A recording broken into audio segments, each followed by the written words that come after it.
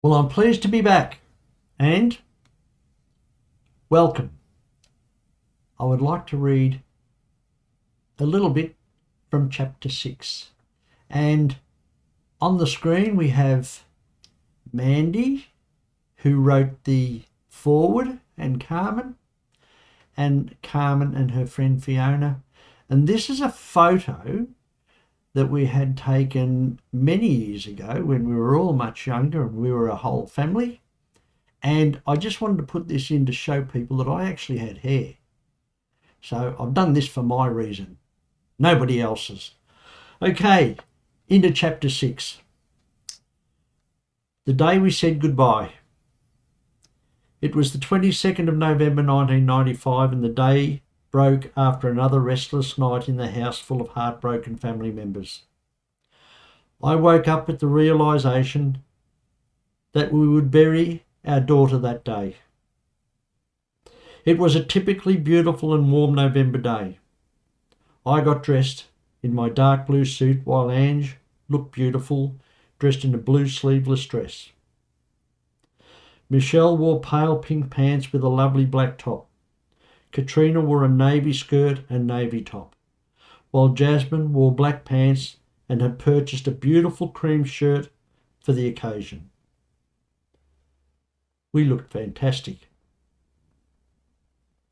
And we were burying Carmen. It was also very wrong. But for Carmen's sake, we were all determined to make her funeral a happy occasion, a celebration of her life. And you know what? Carmen would have loved her funeral. I've since learned that the girls could never bring themselves to wear the clothes they wore to Carmen's funeral again. In their own time, each would donate them to the Salvos. We travelled as a family in the car from our home at Longlee to St. Teresa's Catholic Church in Kennington for the 12 p.m. funeral. Hardly a word was spoken in the car. When we arrived at the church, the hearse was backed up to the steps of the church. This was so confronting because we knew it was there for Carmen. As we walked towards the church, several people nodded, shook my hand, or put their hand on mine or on my shoulder in support. Nothing was said because there was nothing to say. A huge crowd stood outside the church, and I thought they were hanging back to let us go in first. When we entered the church, it took my breath away, because the church was packed to overflowing. This was massive. We took our seats in the front pew, with our girls seated between Ange and me. Mum and Dad and our extended family were occupying the pews behind us. I reached back and touched Mum on the hand. I needed to feel the assurance and strength that only a mother can give, because this was so devastatingly sad. And I knew what this was doing to my mum. I could hardly bear to look at the coffin, which was front and centre before the altar of the church. I just knew that Carmen's lifeless body was in there, and there was no hope, no hope, no hope. Father Frank Marriott came to the altar, and so began our final heart-wrenching celebration and farewell mass for Carmen. This was the beginning of the end. I found myself staring at the coffin. The service was beautiful, but a bit of a blur, because I just kept looking at the coffin, trying to come to terms with what we were all doing. I was unable to read Carmen's eulogy. I knew there was no way I could get through it. My youngest brother, Gavin, bravely took this burden off my shoulders.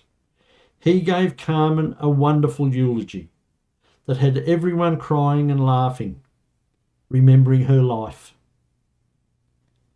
When the service was over, the 6 brave girls, our 3 daughters, Michelle, Katrina, Jasmine, and their 3 cousins, Julie, Alison, and Lisa, carried Carmen out of the church on their shoulders.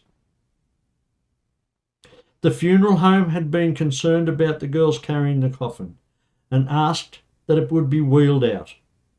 However, the girls were having none of that. They were determined to carry Carmen out on their shoulders and did so to one of Carmen's favourite songs, Stairway to Heaven by Led Zeppelin. They slid the coffin into the back of the hearse, and I watched as the funeral director tried to remove their hands from Carmen's coffin. They didn't want to let her go, and I heard him whisper to them, "Come on, girls, you need to let go."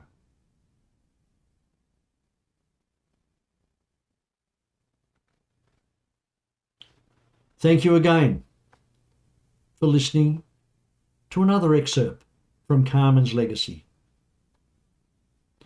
And it gets better from here on. This is not a sad book. This is a joyous book. I know we're all feeling it. I'm feeling it. I always do when I read Carmen's story, but this is different. However, this is what happens to families when they lose a loved one. And especially it's so hurtful when they lose it in a completely avoidable car crash.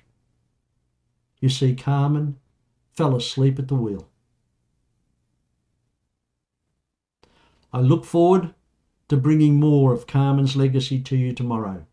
Thank you for joining me today.